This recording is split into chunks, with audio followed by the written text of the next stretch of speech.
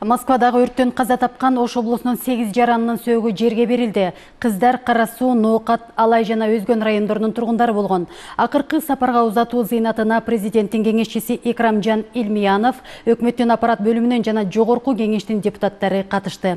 Маркумдардын жакындарына президенттин атынан көңүл айтып, материалдык жардам көрсөтүлдү. Аймактан кабарчыбыз Миргүл Букошованын материалында. Москва шаарындагы өрттүн кесепетинен шейит кеткен кыз келиндердин сөөгүн алып келе жаткан жүк 200 учагын күтүп, жүрөгү тилинип, көз жашын тыя албаган ата-энелердин күйөтүн сөз менен айтып жеткирүү мүмкүн эмес. Күтүлбөгөн кырсык Алай районунун тургуну Шарипа Топчиеваны 2-бирдей сиңдисинен ажыратты. Эч кимге сүйүп алган жокмун, эч нерсени айта алган жокмун. Кирем чыгам.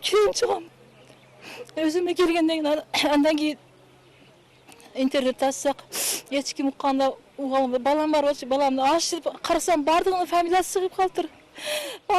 Эч нерсе дей албайм. Мен нирем чырпыктай кыздар чыркырап кетери, караса көзгө төбөс, сөзүнө төбөгөн малда.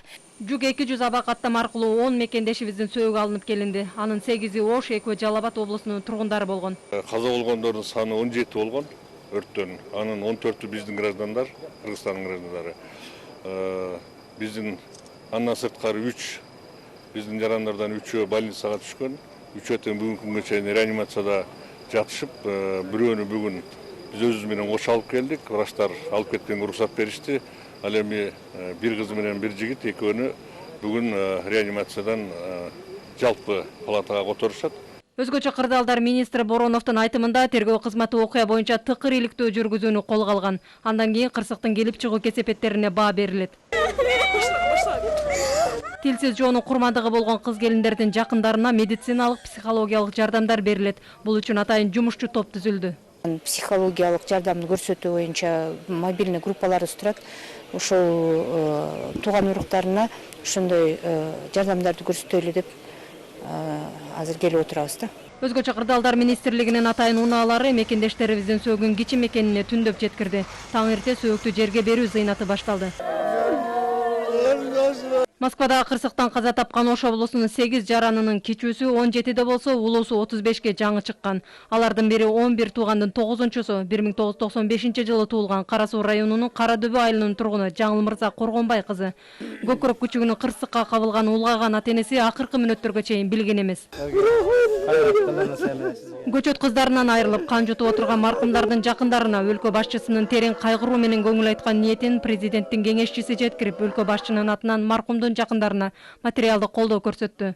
Үй бүлөлөрүнө ушул жамандыкта керек этет деп 100 000 сомдон ар бир үй бүлөнө мындай фондунан жардам берди. Биз ошолорду барып көңүл айтып, кайгысын бөлүшүп, президенттин айткан көңүлдөрүнү бөлүшүп, ошолорду тапшырып, жайларына катышып келатабыз. Бирок эми Кыргызстанда мындай жамандык болбосун дейличи.